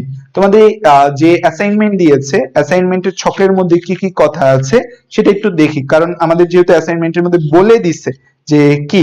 অ্যাসাইনমেন্টের মধ্যে দেখো আমাদের বইয়ে বহু প্রতিসমর এখানে অপশনে সরিষা এবং জবা, জবা বহু প্রতিসম ফুল, এটা বলা আছে আমাদের বইয়ে, ঠিক আছে? আমাদের বইয়ে বহু প্রতিসম বলা আছে।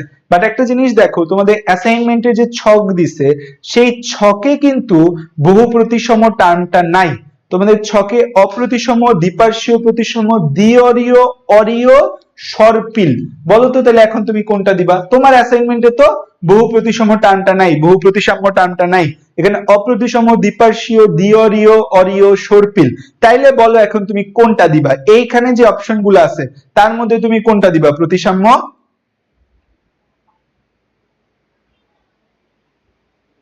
বলো দেখি কমেন্টে কে কি বলে।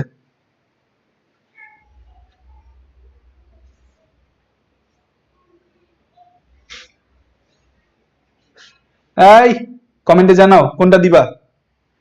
আহ কেউ বলতেছে দ্বিঅরীয়, অনেকে ফাও পেঁচাল পেরে যাচ্ছে একজন আরেকজনের সাথে। এই যে তোমাদের সবার কমেন্ট কিন্তু দেখা যাচ্ছে। এই যে একজন হচ্ছে যে কমেন্টে প্রপোজ চাচ্ছে, এই নির্গাত পোলা, এই জন্যই প্রপোজ চাচ্ছে, মেয়ে হইলে চাইতো না। অরিও, অরিও বলতেছে অনেকে। হ্যাঁ, ব্যাপারটা হচ্ছে আমরা অরিও দিব, কারণ অরিও মানে যেটাকে আমরা দুইয়ের বেশি অংশে ভাগ করতে পারি তাকে আমরা অরিও বলি। দ্বিঅরীয় মানে চারটা অংশে ভাগ করা যায়, দ্বিঅরীয় মানে চার অংশে ভাগ করা যায়। জবার মধ্যে কিন্তু বলা নাই যে চার অংশে ভাগ করা যায়, জবাকে তুমি বহু প্রতিসম বলা আছে, দ্যাট মিনস অনেকগুলো অংশ তুমি ভাগ করতে পারবে, তাহলে অরিও ব্যবহার করা সেফ। দ্বিঅরীয় বলতে কিন্তু চারটা বোঝায়, তাহলে আমরা কি বলবো এখানে? আমরা এখানে বলবো অরিও। আমরা কি বলবো এখানে? আমরা এখানে বলবো অরিও। ঠিক আছে, আবেগে বহু প্রতিসম লেখা দিলে হবে না, আমাদের কিন্তু বলেই দিছে, দেখো এখানে বলে দিছে কিন্তু হচ্ছে আমাদের দ্বিঅরীয়, অরিও, সর্পিল। সর্পিল না, এটা হবে কি আমাদের? তাহলে এটা হবে আমাদের অরিও হবে। ঠিক আছে, তাহলে আমাদের প্রতিসাম্যটা কি? তোমরা কিন্তু ছক করে লিখবা, আমার মতো কিন্তু লিখবা না, ছক করে কিন্তু লিখবা, বইয়ে এখানে অ্যাসাইনমেন্টে যেভাবে ছক দেওয়া হচ্ছে সেভাবে লিখবা। 2 নম্বর পয়েন্ট আমাদের কাছে জানতে চাইছে লিঙ্গ। জবা কি? জবা ফুল ছেলেও না মেয়েও না, জবা ফুল হচ্ছে উভলিঙ্গ। ঠিক আছে, জবা ফুল হচ্ছে উভলিঙ্গ। তারপর আসে যে হচ্ছে আমাদের 3 নম্বরে যে বলা আছে উপবৃত্তির সংখ্যা। জবার উপবৃত্তি আমরা কয়টা আঁকছি বলতো? জবার উপবৃত্তি কয়টা আঁকছি আমরা? জবার উপবৃত্তি কয়টা আঁকছি আমরা? উপবৃত্তি 5টা আঁকছিলাম না? জবা কিন্তু পঞ্চমাংশক বলা হয়, যে জবার 5টা করে অংশ প্রতিটা। ঠিক আছে, উপবৃত্তি কয়টা? উপবৃত্তি 5টা ছিল। জবার মধ্যে যে আমাদের বৃত্তি আছে, বৃত্তি কয়টা আঁকছিলাম আমরা? বৃত্তিও কিন্তু আমরা 5টা আঁকছিলাম, তাই না? জবাতে বৃত্তি 5টা আছে। এখন যদি তুমি জবা ফুল নিয়ে অন্য কোনো ফুল নাও, জিনিস কিন্তু উত্তর কিন্তু চেঞ্জ আসবে। ঠিক আছে, দলের সংখ্যা, দলের সংখ্যা, জবায় দলের সংখ্যা কয়টা আঁকছিলাম আমরা একটু আগে ছবিতে? 5টা আঁকছিলাম দলের সংখ্যা। তারপর হচ্ছে পুংকেশরের সংখ্যা, এই যে আমরা একটু আগে জবার ছবি আঁকছি সেখানে পুংকেশর কয়টা দিছি? পুংকেশর, পুংকেশর কিন্তু এখানে জবার মধ্যে অসংখ্য থাকে, একটা দুইটা না, পুংকেশর কয়টা জবার মধ্যে? অসংখ্য পুংকেশর থাকে। গর্ভকেশরের সংখ্যা, গর্ভকেশরের সংখ্যা, গর্ভকেশরের সংখ্যা জানতে চাইছে, গর্ভকেশরের সংখ্যা। বলতো গর্ভকেশরের সংখ্যা কয়টা হবে জবার মধ্যে? গর্ভকেশরের সংখ্যা জানতে চাইছে, বলো জবায় গর্ভকেশরের সংখ্যা কয়টা হবে?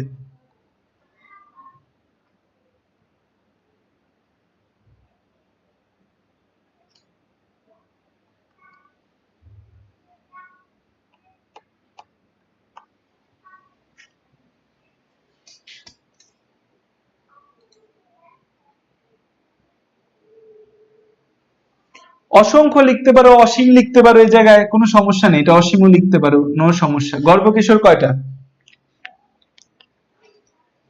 গর্ভকেশর অসংখ্য বলবা?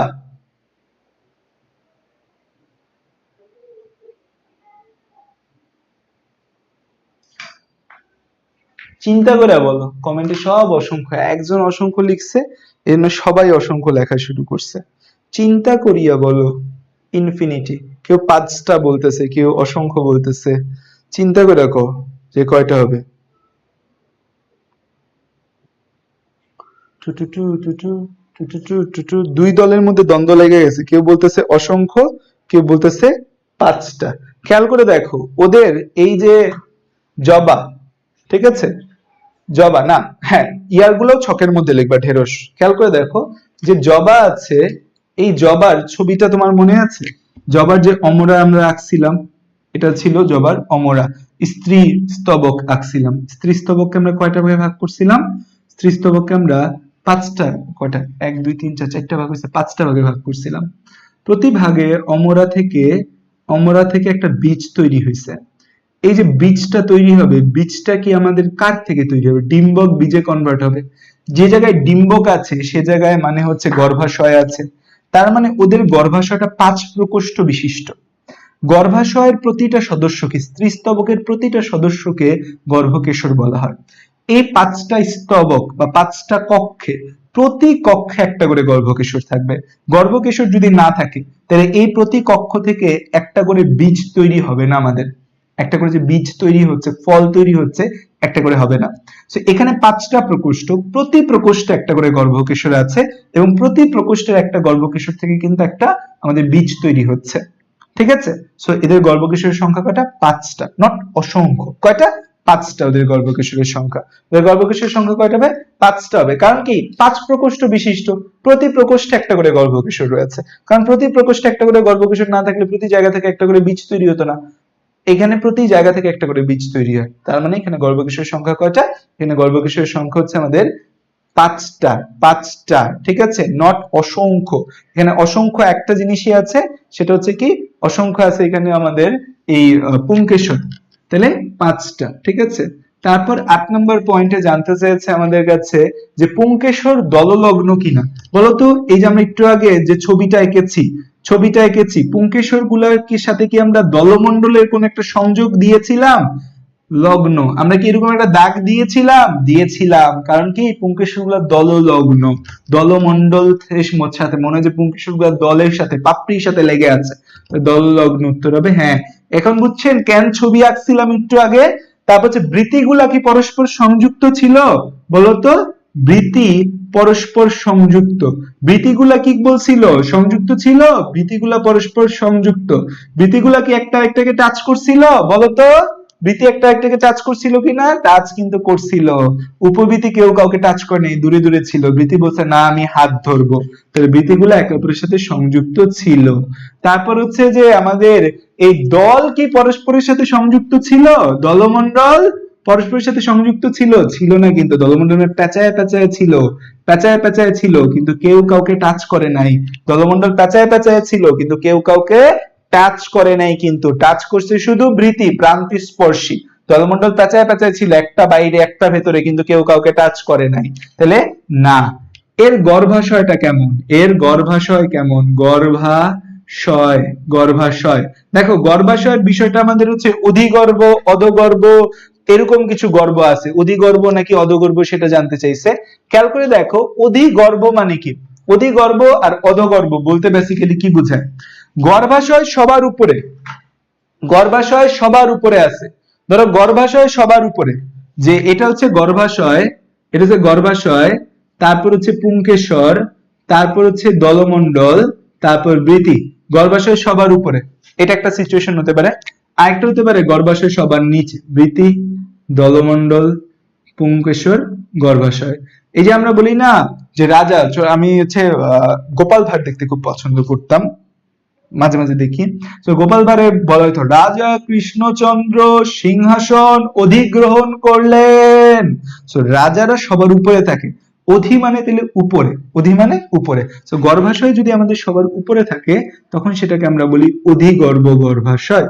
অধিগর্ভ গর্ভাশয়, অধিগর্ভ গর্ভাশয়। আর যদি হয় যে আমাদের গর্ভাশয় সবার নিচে, আমরা বলি না রে এই পোলাটার অধঃপতন শেষ শেষ, এ ছেলে বা মেয়ে শেষ, অধঃপতন, তার অধঃপতন হইতে হইতে শেষ হয়ে গেল। তার মানে গর্ভাশয় যদি সবার নিচে থাকে তার মানে গর্ভাশয়টাকে আমরা কি বলবো? অধ। তার মানে অধ মানে ইনফেরিয়র, অধ গর্ভ গর্ভাশয়, অধগর্ভ গর্ভাশয়। ঠিক আছে? তাহলে এই যে আমাদের জবা আছে, জবার মধ্যে আমরা কি দেখতে পাই? জবার মধ্যে কি আমরা অধিগর্ভ গর্ভাশয় দেখতে পাই না অধগর্ভ গর্ভাশয় দেখতে পাই? জবা ফুল যদি তোমরা দেখো, জবা ফুলে গর্ভাশয় সবার উপরে থাকে। জবা ফুলে গর্ভাশয় কই থাকে? জবা ফুলে গর্ভাশয় সবার উপরে থাকে। সবার উপরে গর্ভাশয় থাকে, তারপর বাকি স্তবক গুলা থাকে। জবা ফুলে গর্ভাশয় সবার উপরে থাকে, বাকি সব স্তবক তারপর থাকে। ফার্স্টে গর্ভাশয়, তারপর বাকি সব। তো তাহলে গর্ভাশয় কি হবে? অধিগর্ভ নাকি অধগর্ভ? আমি দেখি তোমাকে জবার একটা অনলাইন থেকে ছবি দেখে, তোমরা আমাকে কমেন্টে জানায় দাও যে জবা কি অধিগর্ভ হবে নাকি অধগর্ভ হবে।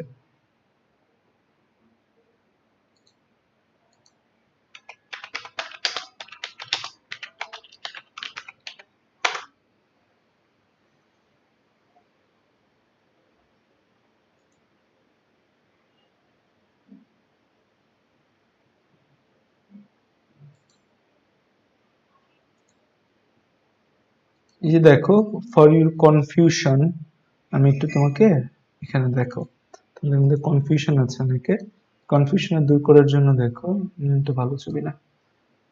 উম, তো এটা হচ্ছে বেসিক্যালি আমাদের একটা জবা ফুলের গঠনটা এরকম হয়, ঠিক আছে? এই ছবিটা দেখি ভালোভাবে নামে কিনা আমাদের। এই যে জবা ফুলের গঠনটা আছে এখানে দেখো, এই যে আমাদের এটা হচ্ছে জবা ফুলের গর্ভাশয়, এটা গর্ভাশয়। গর্ভাশয়ের নিচে, কিন্তু গর্ভাশয়ের উপরে, গর্ভাশয়ের নিচে দেখে মনে হবে পাশে, বা জিনিসটা নিচে, গর্ভাশয়ের নিচে কিন্তু পুংকেশর, তারপর পাপড়ি, তারপর বৃতি, তার মানে গর্ভাশয়ের সবার উপরে। সো দ্যাটস ওয়াই এটাকে কি বলবো আমরা? অধিগর্ভ গর্ভাশয় বলবো। ঠিক আছে, কি বলবো? অধিগর্ভ গর্ভাশয় বলবো, অধিগর্ভ গর্ভাশয় বলবো, ঠিক আছে? আচ্ছা, এখন আসো যে আমাদের এই 11টা পয়েন্ট, তাহলে গর্ভাশয় কি? অধিগর্ভ। তাহলে এই 11টা পয়েন্ট তুমি ছকে লিখলা, ছকের পর ছকের নিচে একটা জায়গা আছে, সেটা এর পুষ্প সংকেত লিখতে বলছে। পুষ্প সংকেতে আমরা প্রথমত কি দেখি? পুষ্প সংকেত। পুষ্প সংকেতে সবার আগে আমরা কি লিখবো? পুষ্প সংকেত। পুষ্প সংকেতে সবার আগে আমরা দেখব যে তাকে কি করা যায়, তারে কি হচ্ছে প্রতিসম কাটাকাটি যায় নাকি কাটাকাটি যায় না, সেটা আমরা দেখব। এর আগেও আমরা মঞ্জুরি পত্র, উপমঞ্জুরি পত্র লিখি। মঞ্জুরি পত্র মানে যার কক্ষে ফুল থাকে। সো ম্যালভিসি গোত্রের যারা, তাদের মধ্যে মঞ্জুরি পত্র থাকে না, এটা বেসিক্যালি পোয়াসিয়াতে থাকে। সো শুরু হবে প্রতিসম থেকে। প্রতিসম অরিয় মানে অনেকগুলো অংশে ভাগ করা যায়। সো এই আমরা দিয়ে দিলাম বহু প্রতিসম চিহ্ন দিয়ে দিলাম। একলিঙ্গ না উভলিঙ্গ? উভলিঙ্গ। সো গোল দিয়ে উপরের তীর চিহ্ন, গোল দিয়ে উপরের তীর চিহ্ন, পোলা বুঝায় না ছেলে বুঝায় না মেয়ে বুঝায় বলো তো? গোল দিয়ে উপরের তীর চিহ্ন, এটা দিয়ে ছেলে বোঝানো হয়। গোল দিয়ে উপরের তীর ছেলে, নিচে প্লাস দিলে মেয়ে, তো তারা উভলিঙ্গ, ছেলে মেয়ে দুইটাই দিয়ে দিলাম। উপবৃত্তি উ ব্রি, পুষ্প সংকেত লিখতে গেলে আমরা কি কার্বন লিখি? আমরা লিখি কি কার্বন 6, হাইড্রোজেন 6। এটা কি আমরা লিখি যে এটা হচ্ছে যে আমাদের বেনজিনের সংকেত? না, আমরা লিখি C6H6। শর্ট ফর্ম ইউজ করতে হবে, তাই তো? শর্ট ফর্ম ইউজ করতে হবে আমাদের। তাহলে উব্রি, উব্রি কয়টা আছে বলো তো? 5টা আছে। কেউ কাউকে টাচ করছে? কেউ কাউকে ছোঁয়ে নাই। সো 5 বাংলায় আছে, সব বাংলা লিখতেছি, বাংলা লিখি। কেউ কাউকে ছোঁয়ে নাই, ছুঁইলে একটা ব্র্যাকেট দিতাম। তারপর হচ্ছে বৃতি, বৃতি কয়টা? 5টা। বৃতিগুলা কিন্তু খুব দুষ্ট, একজন একজনকে ছুঁয়ে দিয়েছে। তাহলে বৃতি 5টা, 5টার পাশে কি হবে? এই সেকেন্ড ব্র্যাকেট হবে, এই ফার্স্ট ব্র্যাকেট হবে। এই ফার্স্ট ব্র্যাকেট দিয়ে বোঝাচ্ছে 5টা বৃতি একজন একজনকে টাচ করেছে। তারপর দেখো দলমণ্ডল, দলমণ্ডল কয়টা আমাদের? দলমণ্ডল, দলমণ্ডল 5টা। দলমণ্ডল কেউ কাউকে টাচ করছে? কেউ কাউকে টাচ করে নাই দলমণ্ডল। তারপর পুংকেশর, পুং পুং, এই পুং, পুংকেশর পুং, এই দুইটা ওয়ার্ড আছে, একটা পু আছে আর একটা আছে পুং। পুং দিয়ে তো পুংকেশর বোঝাচ্ছে, পু দিয়ে কি বোঝাচ্ছে বলো তো? পু দিয়ে বোঝায় পুষ্পপুট। পু দিয়ে কি বোঝায়? পুষ্পপুট। এই টার্মটা তোমরা শুনছো কিনা জানি না, আমার ক্লাস করলে শোনার কথা। সেটা হচ্ছে পুষ্পপুট। পুষ্পপুট মানে হচ্ছে এই বৃতি আর দল, এই দুইটাকে যখন তুমি আকৃতি ও বর্ণে পৃথক করতে পারবে না, তাকে বলা হবে পুষ্পপুট বলা হবে, ঠিক আছে? তাকে কি বলা হবে? তাকে বলা হবে পুষ্পপুট বলা হবে। সো এখানে পুষ্পপুট নাই, বৃতি আর দলমণ্ডল আলাদা আলাদা করা যায়। এখানে পুংকেশর আছে। পুংকেশর কয়টা? অসংখ্য, ইনফিনিটি। এবং পুংকেশর গুলো একে অপরের সাথে যুক্ত অবস্থায় থাকে। এই যে গোল যে আমাদের দাগটা, এই দাগটার উপর আমাদের পুংকেশর গুলো আছে না? সো এই গোল দাগটা দিয়ে এই পুংকেশর গুলো একে অপরের সাথে যুক্ত। তাহলে পুংকেশর গুলার এখানে ব্র্যাকেট চিহ্ন হবে, ঠিক আছে? First bracket. এবং দলমণ্ডল এবং পুংকেশর একে অপরের সাথে যুক্ত আছে, আমরা লিখছি না পুংকেশর দললগ্ন, এজন্য তাদের উপরে একটা দাগ। যখন একটা স্তবক, যখন ফুলের যে কোনো একটা স্তবকের অংশগুলো একে অপরের সাথে যুক্ত থাকে, যেমন বৃতির 5টা অংশ একে অপরের সাথে যুক্ত, তখন সংখ্যার পাশে এরকম ফার্স্ট ব্র্যাকেট। আবারও বলতেছি, যখন কোন একটা স্তবক, যেমন বৃতি, এই স্তবকের সদস্যগুলো একে অপরের সাথে যুক্ত আছে, তখন সংখ্যার পরে একটা ব্র্যাকেট, ঠিক আছে? আর যখন আমাদের দুইটা স্তবক পরস্পরের মধ্যে যুক্ত, যেমন দলমণ্ডল এবং পুংকেশর পরস্পরের সাথে যুক্ত, তখন তাদের উপরে এরকম একটা দাগ। আবারও বলি, যখন কোন একটা স্তবক, যে বৃতি, উপবৃতি বা দল বা এই যে পুংকেশর, তাদের সদস্যগুলা পরস্পরের সাথে যুক্ত, তখন এই আমাদের ফার্স্ট ব্র্যাকেট হবে, ঠিক আছে? আর যখন দুইটা ভিন্ন স্তবক একে অপরের সাথে যুক্ত, তখন উপরে এরকম আমাদের একটা দাগ হবে, ঠিক আছে? আচ্ছা, আর এরপর গর্ভাশয়, গর্ভাশয়ের কয়টি স্তবক আছে? গর্ভাশয়ের 5টি স্তবক আছে, এবং মানে গর্ভাশয়ের গর্ভকেশর কয়টা? 5টা, এবং গর্ভকেশর গুলোও কিন্তু একে অপরের সাথে যুক্ত অবস্থায় রয়েছে, আলাদা আলাদা কিন্তু না, কেন্দ্র থেকে আসছে, প্রত্যেকে কেন্দ্র থেকে আসছে, প্রত্যেকে একে অপরের সাথে যুক্ত। তাহলে এই গয়ের এই 5-এর এখানে আমাদের দাগ। এবং এরা কি? অধিগর্ভ। অধিগর্ভ মানে কি? গর্ভাশয়ের উপরে, বাকি সব নিচে। তো বাকি সব দিয়ে এই নিচের দাগ বুঝাচ্ছে, নিচে দাগ দিয়ে বাকি সব বুঝাচ্ছে। তো এটা হচ্ছে পুষ্প সংকেত। আবার আমি ব্যাখ্যা করতেছি। ওরা বহু প্রতিসম। আমাদের অপশনে বহু প্রতিসম ছিল না, এজন্য আমরা অরিও লিখছি। এটা হচ্ছে আমাদের বহু প্রতিসম চিহ্ন। উভলিঙ্গ, উপরে তীর চিহ্ন দিয়ে ছেলে, নিচে তীর চিহ্ন দিয়ে প্লাস দিয়ে মেয়ে, তাহলে ছেলে মেয়ে দুইটাই তারা উভলিঙ্গ। পুংস্তবক স্ত্রীস্তবক দুইটাই তাদের মধ্যে আছে। উপবৃত্তি কয়টা? 5টা আছে, এবং উপবৃত্তি কেউ কাউকে টাচ করে না, মুক্ত উপবৃত্তি থাকে। বৃত্তি একে অপরকে টাচ করে, এজন্য এখানে কি দিয়েছি আমরা? 5 দিয়েছি। এবং বৃত্তিগুলো যেহেতু একজন একজনকে স্পর্শ করে, প্রান্তিস্পর্শী, এজন্য আমি এখানে একটা ব্র্যাকেট দিয়েছি। দলমন্ডল কয়টা আমাদের? দলমন্ডল আমাদের দলের সংখ্যা আমাদের 5টা, এবং দল ছবিতে আমরা দেখেছি কেউ কাউকে কিন্তু টাচ করে না, একজন একজনকে কি করে? একজন একজনকে পেঁচায় পেঁচায় থাকে, টাচ করে না, তাহলে এই জন্য 5। পুংকেশর গুলা এই আমাদের এটা আমাদের স্ত্রী স্তবকের বা গর্ভকেশরের ডিমার্কেশন, আর এটা হচ্ছে আমাদের পুং স্তবকের ডিমার্কেশন। এই পুং স্তবকের মধ্যে যে পুংকেশর গুলা থাকে তারা একে অপরের সাথে সংযুক্ত থাকে, এজন্য এখানে আমাদের কি দিয়েছি? এজন্য আমরা এখানে একটা ব্র্যাকেট দিয়েছি, এবং পুংকেশরের সংখ্যা ইনফিনিটি। ঠিক আছে, এরপর হচ্ছে যে আমাদের এই দল এবং পুংকেশর তাদের মধ্যে তারা একে অপরের সাথে দললগ্ন, এজন্য উপরে আমরা দাগ দিয়ে দিয়েছি একটা। আর গর্ভাশয় সবার উপরে, বাকি সব নিচে, এজন্য গর্ভাশয়ের নিচে দাগ। এবং গর্ভাশয়ে 5টা গর্ভকেশর থাকে, এবং গর্ভকেশর গুলো সব কেন্দ্র থেকে আসে এবং একে অপরের সাথে সংযুক্ত অবস্থায় থাকে, এজন্য এখানে একটা ব্র্যাকেট হয়েছে। সো এই হচ্ছে আমাদের অ্যাসাইনমেন্ট। এরপর এই ছক আঁকা শেষ। এরপর তুমি মনের মাধুরী মিশায় ক খ গ দিয়া যা ইচ্ছা লেখো, তোমাদের কলেজ থেকে তোমাদের টিচাররা তোমাকে যা ইচ্ছা বলে লেখো, কোনো সমস্যা নাই। এবার তুমি আমাকে বলো যে এখন আর কারো কোনো সমস্যা থাকলে বলতে পারো, আমরা তোমাদের কমেন্ট চেক করবো এখন।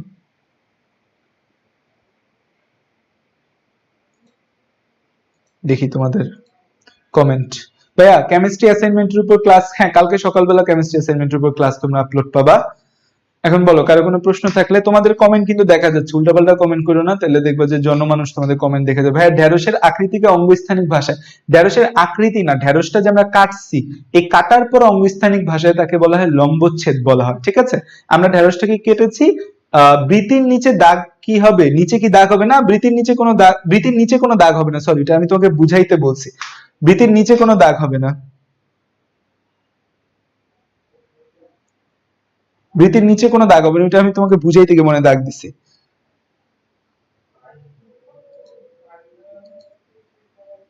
বৃতির নিচে কোনো দাগ নেই, এটা আমি তোমাকে বুঝাইতে গিয়ে মনে দাগ দিছি। ওকে, তাহলে সবাই অল ক্লিয়ার। শ্যামপুর পক্ষ থেকে সবাইকে হচ্ছে থ্যাংক ইউ ক্লাস করার জন্য। অনেকদিন পর মনে আজকে পেজ থেকে লাইভে আসলাম। এইচএস 21 ব্যাচ আলফা 2.0 তে কিন্তু অলরেডি আমাদের প্রায় 1100 কাছাকাছি স্টুডেন্ট অ্যাড হয়ে গেছে। সো যারা অ্যাড হবা দ্রুত অ্যাড হও, 1530 কিন্তু আমাদের কোর্স লিমিট। সো আলটিমেটলি তোমাদের এখন একটা তোমরা প্যারার মধ্যে আছো, HSC assignment admission, but you need to run.